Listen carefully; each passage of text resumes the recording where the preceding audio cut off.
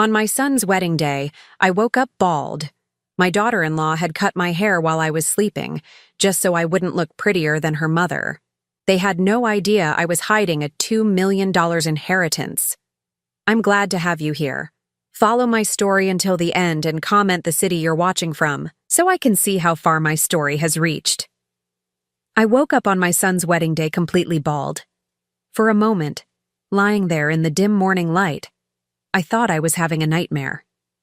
My hand reached instinctively to my head, expecting to feel the silver waves I'd carefully maintained for decades. Instead, my palm met bare scalp, rough with stubble. The mirror confirmed my worst fear: 67 years of life, and I'd never looked more vulnerable. Patches of hair clung desperately to my scalp, as if someone had taken scissors, or worse, to my head while I slept. My reflection stared back, hollow-eyed and unrecognizable. "Bellamy," I whispered, my voice cracking. She'd done this. My daughter-in-law had crept into my room sometime during the night and butchered my hair. The realization hit me like a physical blow, doubling me over the bathroom sink. I'd spent weeks at the salon preparing for today, Marty's wedding day. The highlight treatment, the careful styling, the anticipation of finally feeling beautiful again after years of letting myself fade into the background. All destroyed in one malicious act. My hands shook as I reached for my phone. "Marty, I need you to come over immediately." "Mom, it's 6 a.m. The wedding isn't until—" "Your wife cut my hair off." The words came out broken, barely audible. Silence stretched between us. When he finally spoke, his voice carried that familiar edge of annoyance I'd grown to dread. "What are you talking about?" "She came into my room last night. She cut off all my hair, Marty. I'm bald." Another pause. "Mom, that sounds— Are you sure you didn't have some kind of episode? Maybe you should—" "I'm not having an episode." The words exploded from me, desperate and raw. "Your wife attacked me in my sleep." When Marty arrived an hour later, Bellamy was with him. She walked into my home with the casual confidence of someone who owned the place, her perfectly styled blonde hair catching the morning sunlight streaming through my kitchen window. "Oh my goodness, Paulette," she said, covering her mouth in mock horror. "What happened to your hair?" The performance was flawless. If I hadn't known better, I might have believed her concern was genuine. "You know exactly what happened," I said, my voice steadier than I felt. Bellamy's eyes widened with theatrical innocence. "I have no idea what you mean. Marty, your mother is accusing me of something terrible." My son looked between us, his face a mask of frustration. At 35, Marty had inherited his father's weak chin and my stubborn streak, but none of the backbone needed to stand up to the woman he'd married. "Mom, this is crazy. Bellamy was with me all night. We stayed at the hotel, remember? For the rehearsal dinner. She could have come here after you fell asleep. Why would she do something like that?" Marty's voice carried the patronizing tone he'd developed over the past 3 years, ever since Bellamy had wrapped her perfectly manicured claws around him. I looked at my daughter-in-law, searching for any crack in her performance. "Because your mother-in-law didn't want me looking better than Winifred today." Bellamy gasped, pressing her hand to her chest. "Paulette, how could you say such a horrible thing? I would never! You told me last week that Winifred was nervous about the photos, that she was worried about looking old next to the groom's family. I was just making conversation." Bellamy's voice rose to the perfect pitch of wounded innocence. "I can't believe you'd twist my words like this." Marty stepped closer to his wife, his arm sliding protectively around her waist. The gesture sent a cold knife through my chest. "Mom, you need to apologize. Right now." "Apologize?" The word came out as a whisper. "Marty, look at me. Really look at me." He glanced at my bare scalp, then quickly away. "Maybe you should see a doctor. Hair loss can be a sign of stress, or—" "It didn't fall out. It was cut." "You're being paranoid, Mom. And frankly, it's embarrassing." Embarrassing. The word settled in my stomach like a stone. My own son found my pain embarrassing. Bellamy moved closer to Marty, her voice soft and reasonable. "Maybe we should postpone the wedding. Give Paulette time to get help." "No!" The word burst from me with surprising force. "Don't you dare postpone this wedding because of what you did to me." "What I allegedly did," Bellamy corrected. her smile never wavering. I stared at my son, searching his face for any trace of the little boy who used to climb into my bed during thunderstorms. You really believe her over me? I believe what makes sense, Mom. And this doesn't make sense. The silence that followed felt like a death. Standing there in my own kitchen, looking at my bald reflection in the toaster, I realized something had fundamentally shifted. I was no longer Marty's mother in any way that mattered. I was an inconvenience, a problem to be managed. I need to find something to cover my head, I said finally. Bellamy's smile brightened. Oh, I saw a lovely little wig shop downtown. Very affordable. The word affordable hung in the air like an insult. This from a woman who spent more on monthly highlights than most people spent on groceries. As they left, Marty paused at my door. Mom, please don't make a scene today. This day isn't about you. I nodded, not trusting my voice. After the door closed, I sank into my favorite chair and let the tears come. Hot, angry tears that had been building for 3 years. This day wasn't about me. Apparently, no day was about me anymore. The cheap wig itched terribly, but it was better than the alternative. I'd driven to 3 different stores before finding something that didn't make me look like a Halloween costume. Even so, the synthetic auburn hair felt foreign and obvious under the chapel lights. Sitting in the 3rd row, not the first, as the mother of the groom should, I watched Winifred hold court in the front row. Her silver hair was professionally styled, her navy dress perfectly tailored. She looked elegant, distinguished, everything I should have looked like on my son's wedding day. Doesn't Winifred look wonderful? The woman next to me whispered. So refined. I nodded and smiled, the way I'd been trained to do for the past 3 years. Always smile, always agree, never make waves. The truth was, this humiliation had been building since the day Marty announced his engagement. I just hadn't wanted to see it. I remembered that first dinner when Bellamy brought her parents to meet me. I'd spent 2 days preparing, cleaning my modest home until it sparkled, cooking Marty's favorite meal. When they arrived, Winifred had walked through my living room like she was touring a museum of poverty. How quaint, she'd said, examining my handmade curtains. It's so nice when people make do with what they have. Bellamy had laughed, that tinkling sound that set my teeth on edge. Mom, not everyone can afford a decorator. Even then, Marty had said nothing. He'd just sat there eating my pot roast. While his future in-laws cataloged everything I lacked, the secret they didn't know, the secret no one knew, burned in my chest like a coal. $2 million. That's what my sister Charlotte had left me when she died 2 years ago. Charlotte, who'd never married, never had children, who'd built a small fortune through careful investments and a successful accounting practice.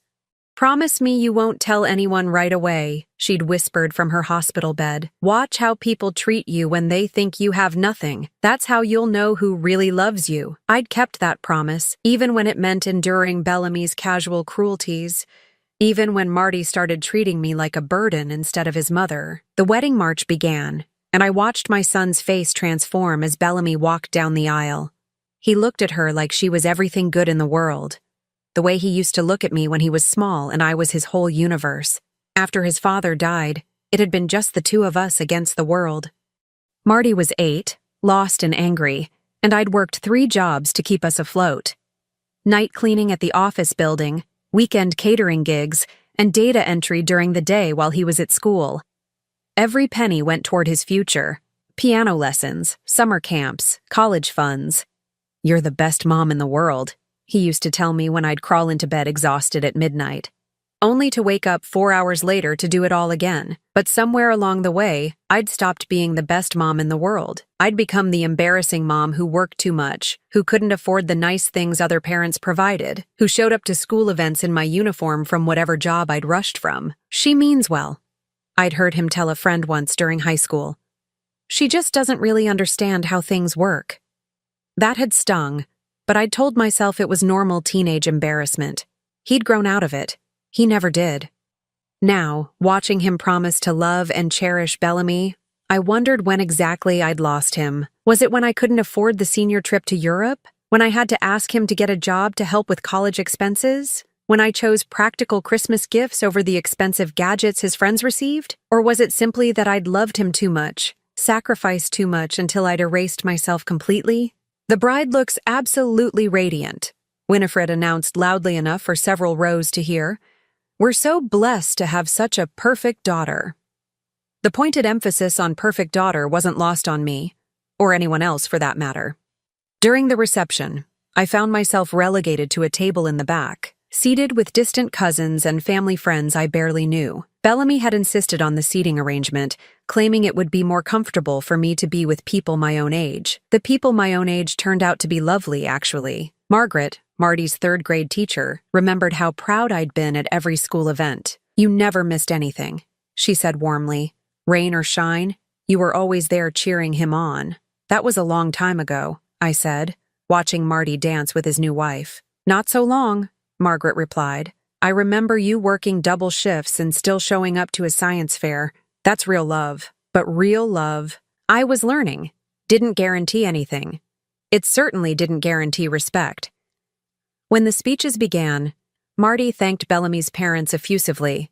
He talked about Winifred's wisdom and guidance, about how welcomed they'd made him feel in their family. He mentioned his new father-in-law's business advice and generous spirit. He never mentioned me. Not once in his entire speech did my son acknowledge the woman who'd raised him alone, who'd sacrificed everything for his happiness, who'd driven here today wearing a cheap wig because his wife had destroyed the one vanity I'd allowed myself. The applause died down, and I excused myself to the bathroom. In the mirror, my fake hair looked even more obvious under the harsh fluorescent lights. The woman staring back at me was a stranger, defeated, invisible, forgotten. But as I adjusted the wig, something else stared back at me from the mirror, something I hadn't seen in years. Anger. Pure, clean anger that cut through the hurt like a blade. I had $2 million sitting in a bank account that no one knew about. I had choices they couldn't even imagine, and for the first time in 3 years, I was ready to start making them. The question was no longer whether my family loved me. The question was whether I was finally ready to stop begging them to. The moment came during the cake cutting. I was standing near the dessert table, trying to blend into the background, when Bellamy's laughter rang out above the crowd. She was holding court near the head table, regaling a group of wedding guests with what appeared to be a hilarious story. "Oh, you should have seen her this morning," Bellamy was saying, her voice carrying that particular tone that made my skin crawl. Marty's poor mother was convinced I'd snuck into her house and cut off all her hair while she slept. The group erupted in laughter. Someone gasped. "She actually accused you? Can you imagine?" Bellamy continued, placing her hand over her heart in mock distress. "The poor thing is getting so paranoid. We're really worried about her mental state." I felt the blood drain from my face. She was telling them. She was actually standing there, in front of wedding guests, making me sound like a delusional old woman. "Age can be so cruel," Winifred chimed in, shaking her perfectly coiffed head. "Some people just can't handle getting older gracefully." "Exactly," Bellamy said, her voice dripping with false sympathy.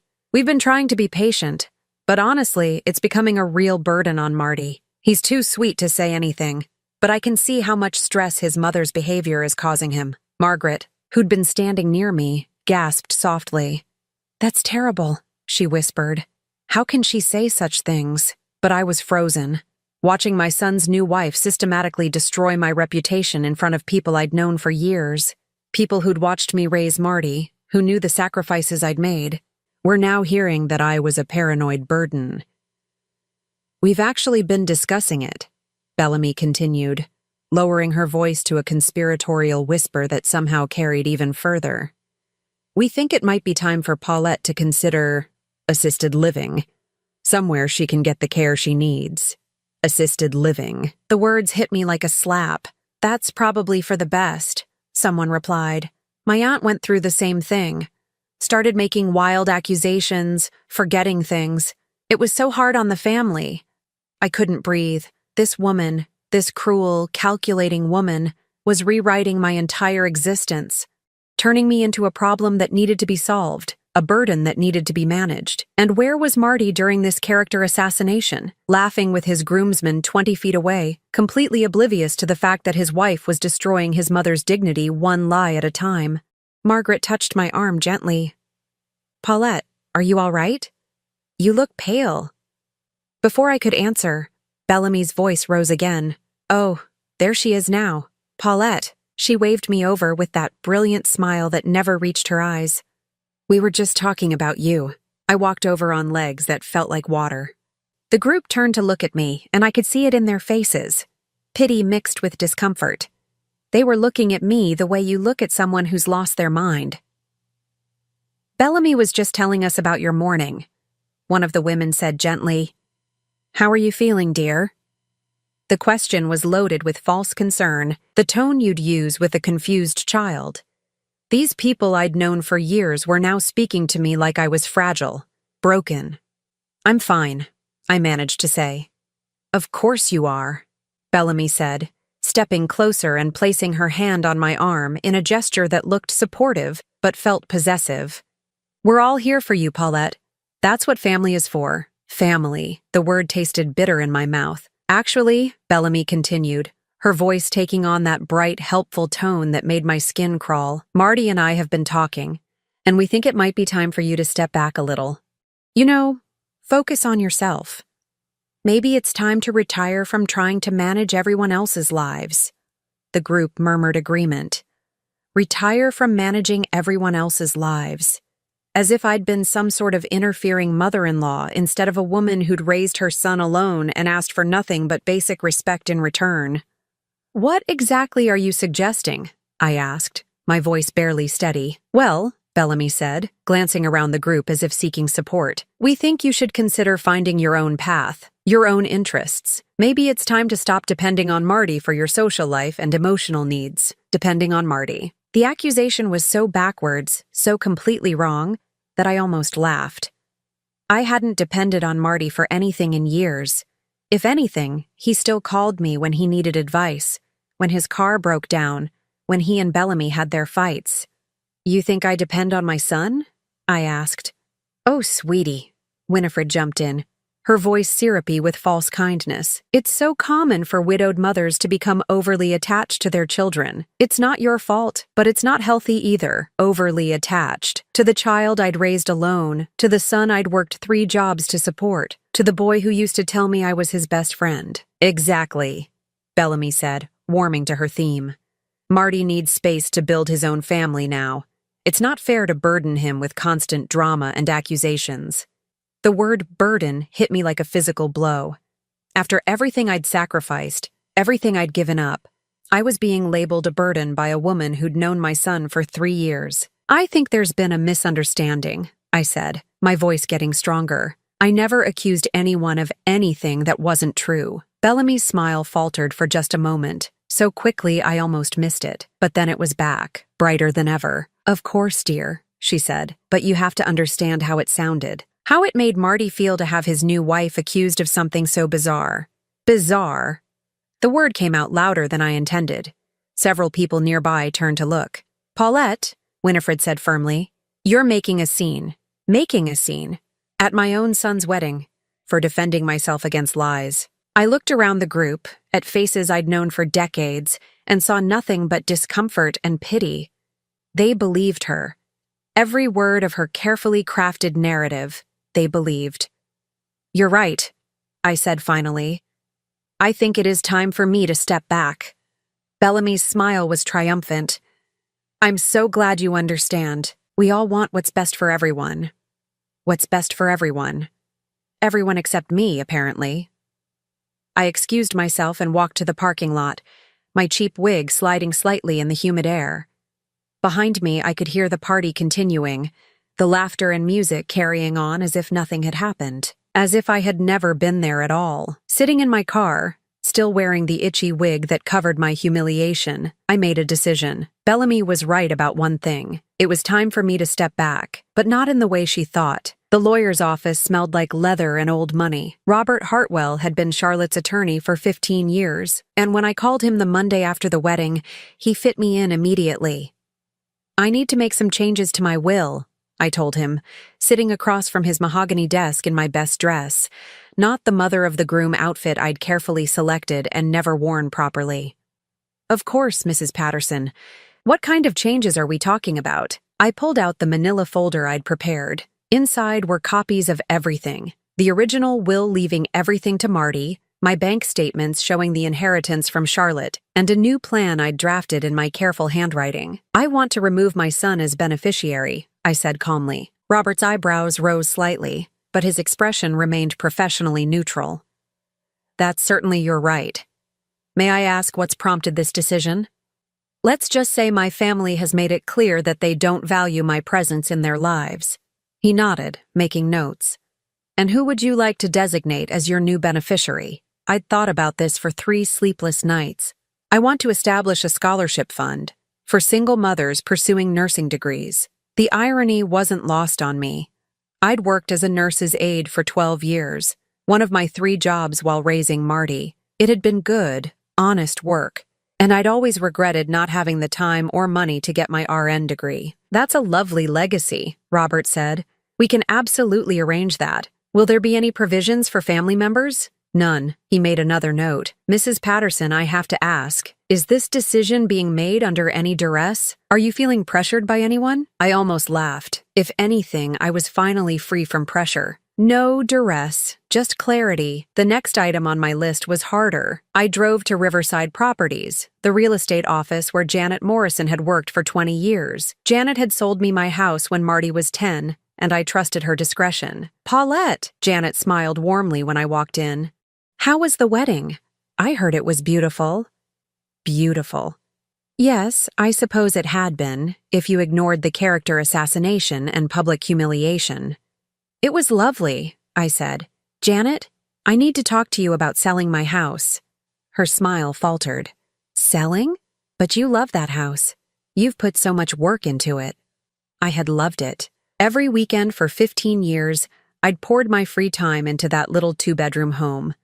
The garden I'd cultivated, the kitchen I'd renovated penny by penny, the living room where Marty had done his homework while I worked my night shift paperwork at the kitchen table. "I'm ready for a change," I said simply. "Well, the market is good right now. Are you looking to downsize? There are some lovely senior communities." "Actually, I'm thinking of moving out of state." Janet blinked. "Out of state? Where?" "Oregon. My cousin lives in Portland. She's been asking me to visit for years." It was true. Rebecca had been my mother's sister's daughter, and we'd stayed in touch through Christmas cards and occasional phone calls. When I'd called her yesterday, she'd been thrilled. "You should come for an extended visit," Rebecca had said. "I have a wonderful community here. Active seniors, book clubs, hiking groups. You'd love it. I might need to make it permanent," I'd told her. "Even better. I have a guest room that's yours as long as you need it." Janet was still staring at me. "Paulette, this seems very sudden. Are you sure you're not making this decision too quickly? Maybe you should talk to Marty first." "Marty made it clear at his wedding that he thinks I need to find my own path and stop depending on him," I said. "I'm simply taking his advice." Over the next 2 weeks, I moved with quiet efficiency. I donated most of my furniture to charity, keeping only the pieces that held real meaning: my mother's china, Charlotte's jewelry, the photo albums documenting Marty's childhood. I didn't tell anyone what I was doing. Not Marty, not the neighbors, not the women from my book club.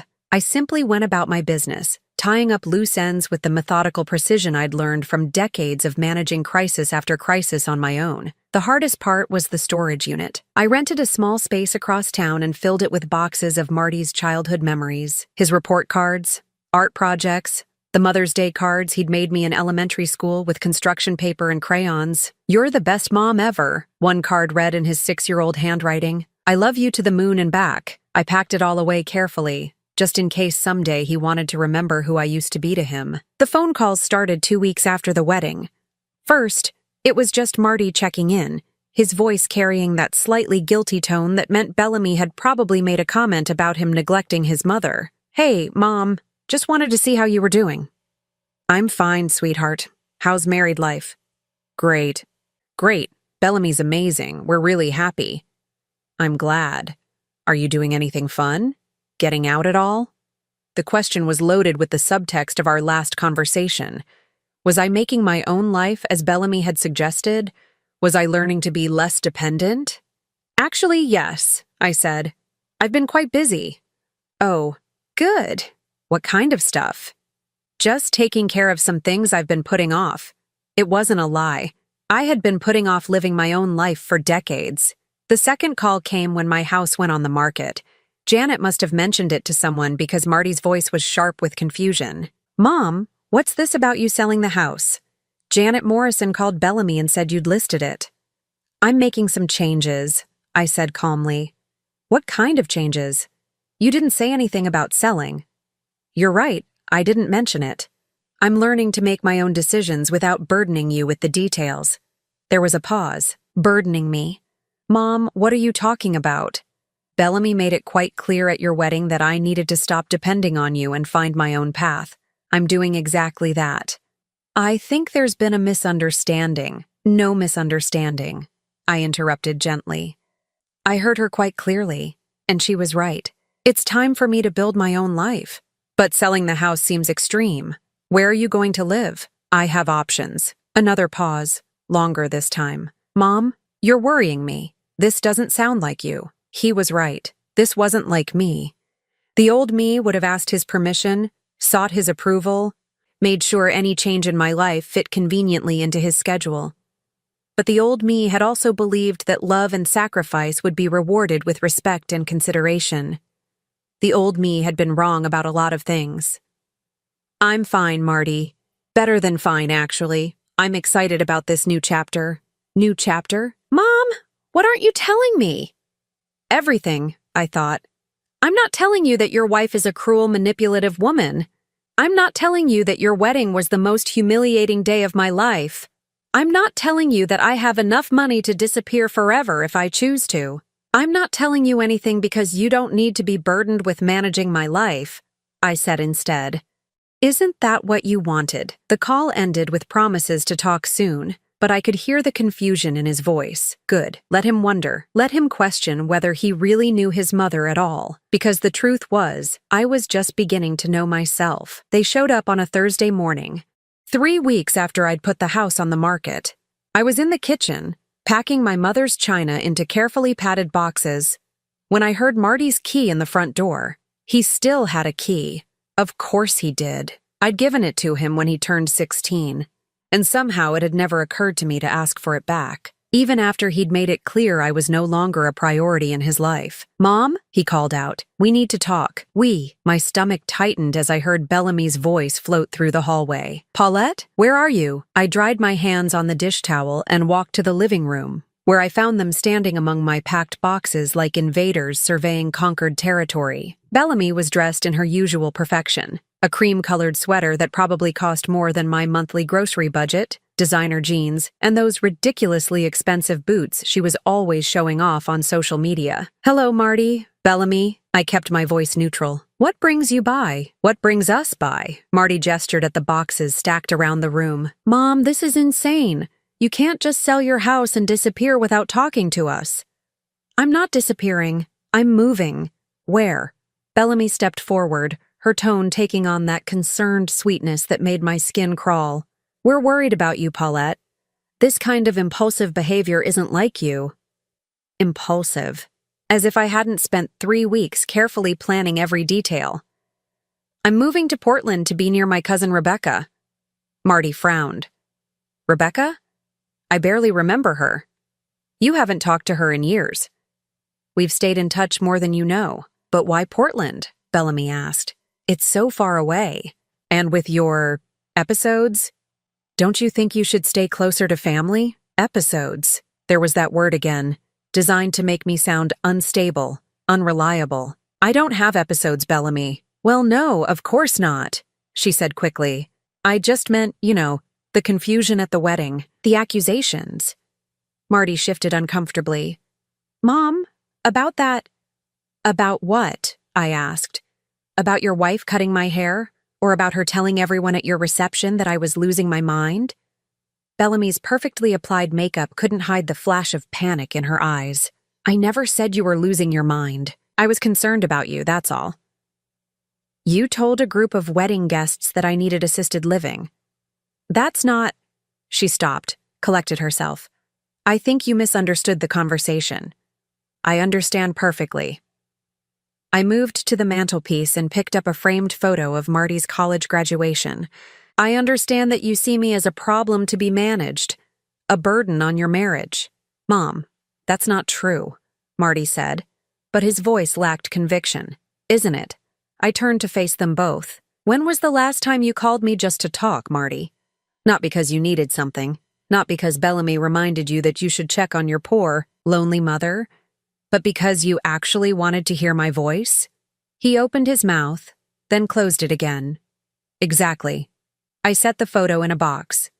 You've made it clear that I'm no longer welcome in your life as anything more than an obligation, so I'm removing that obligation. You're being dramatic, Bellamy said, her voice sharpening. We never said you weren't welcome.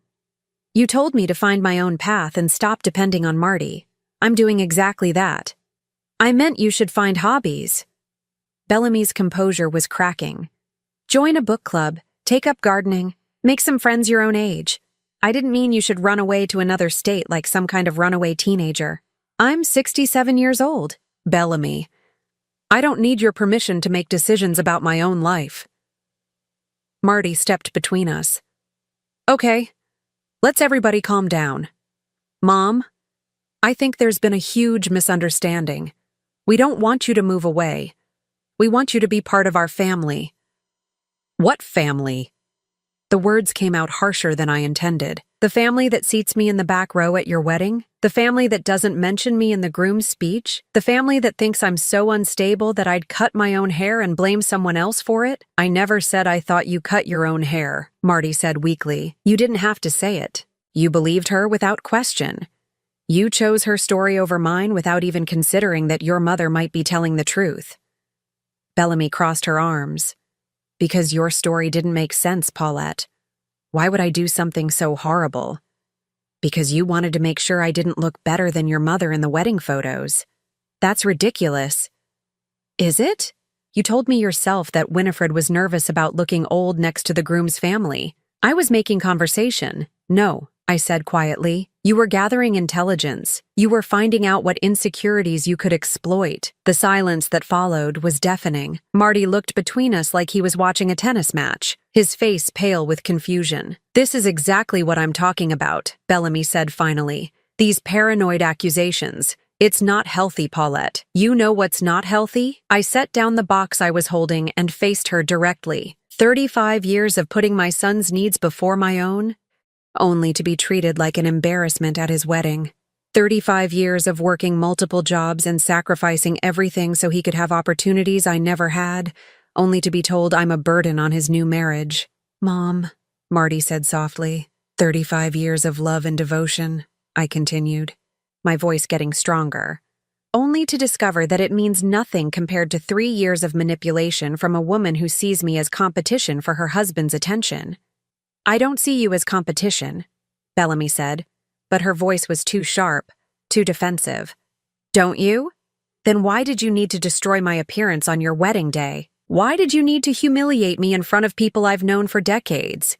Why did you need to make sure everyone saw me as the crazy mother-in-law instead of the woman who raised the man you claim to love? Bellamy's mask was slipping completely now. Because you are the crazy mother-in-law.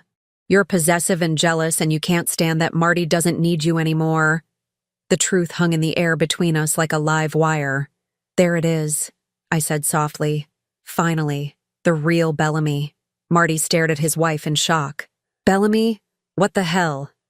Oh, don't act surprised, she snapped. You complain about her constantly. How she calls too much. How she still treats you like you're 12 years old. How she makes everything about herself. I never said, you said all of it. Every time she does something annoying, you come home and vent to me about it. You're just too much of a coward to say it to her face.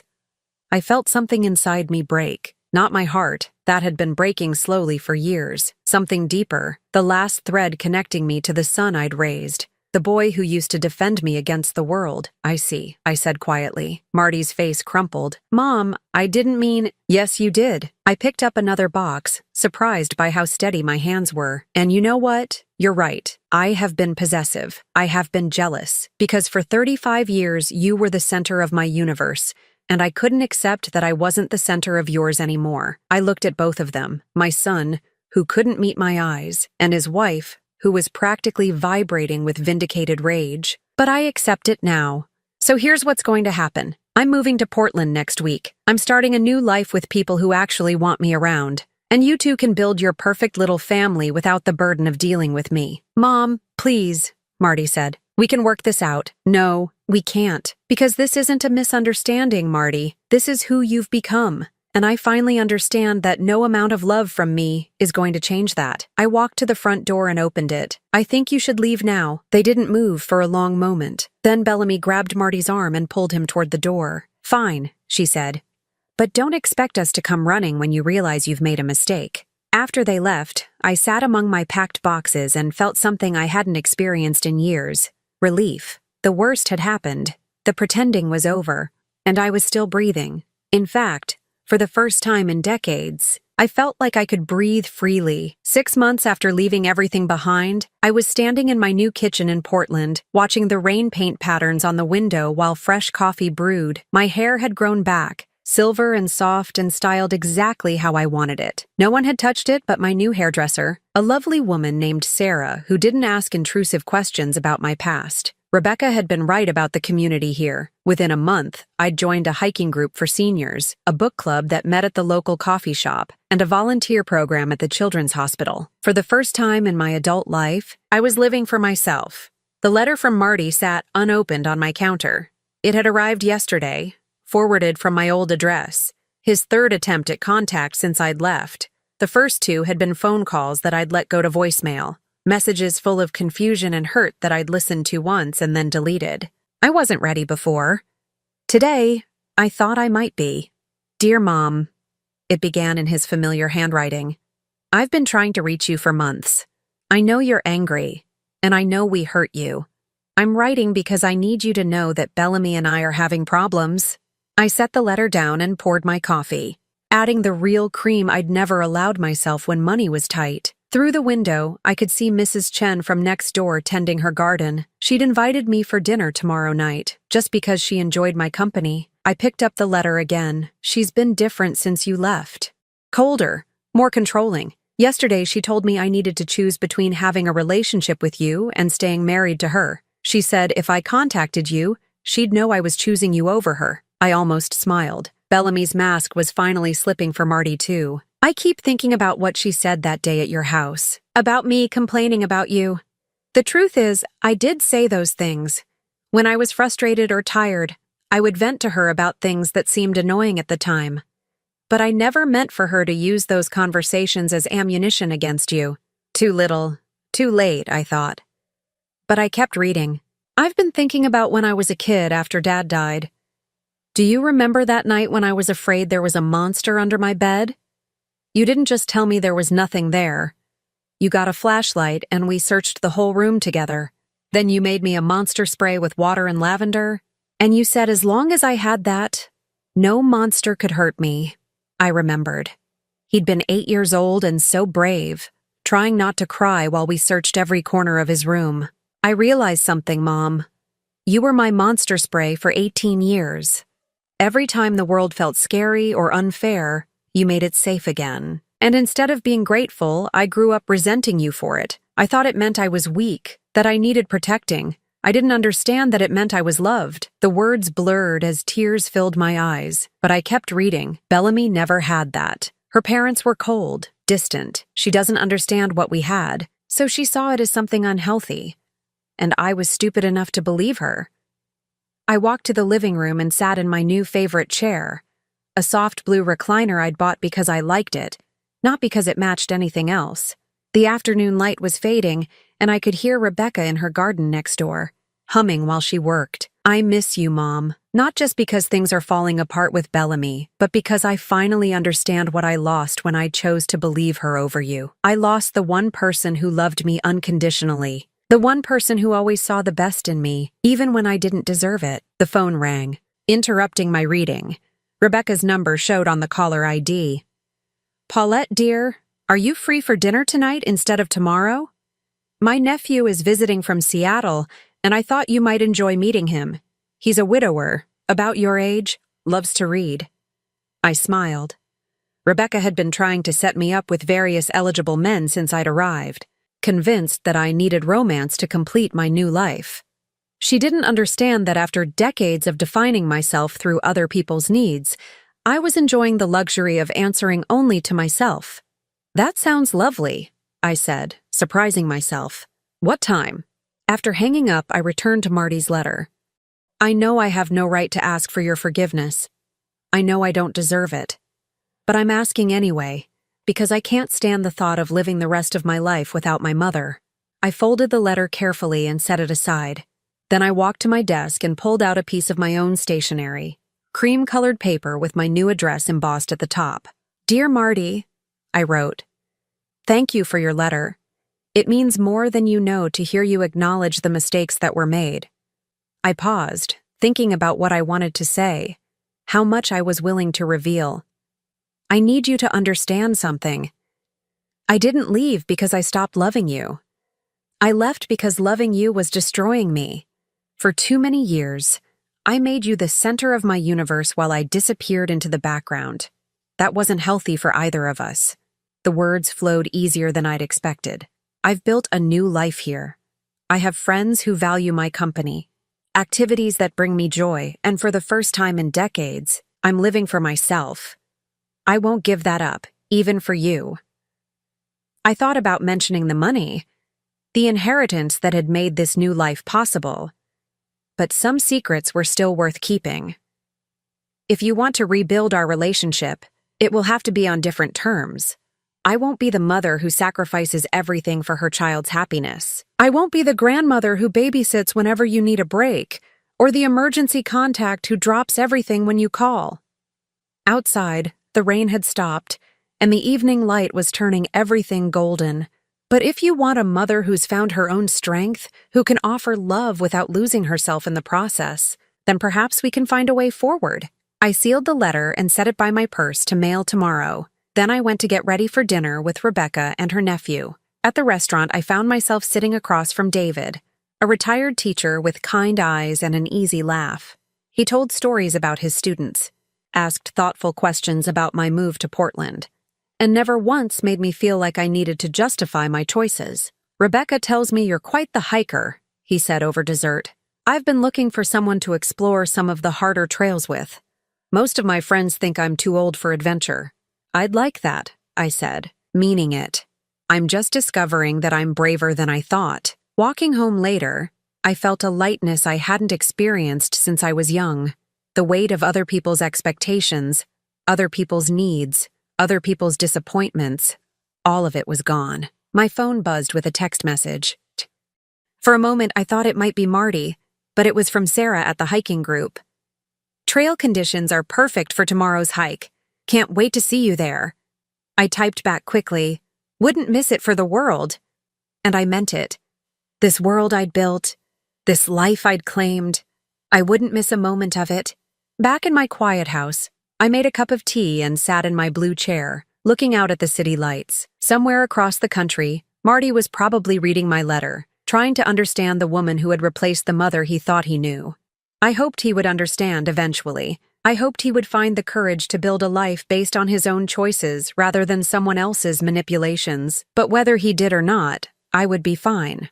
For the first time in my life, I was enough for myself. And that, I realized, was the most powerful discovery of all. Now I'm curious about you who listened to my story. What would you do if you were in my place? Have you ever been through something similar? Comment below. And meanwhile, I'm leaving on the final screen 2 other stories that are channel favorites, and they will definitely surprise you. Thank you for watching until here.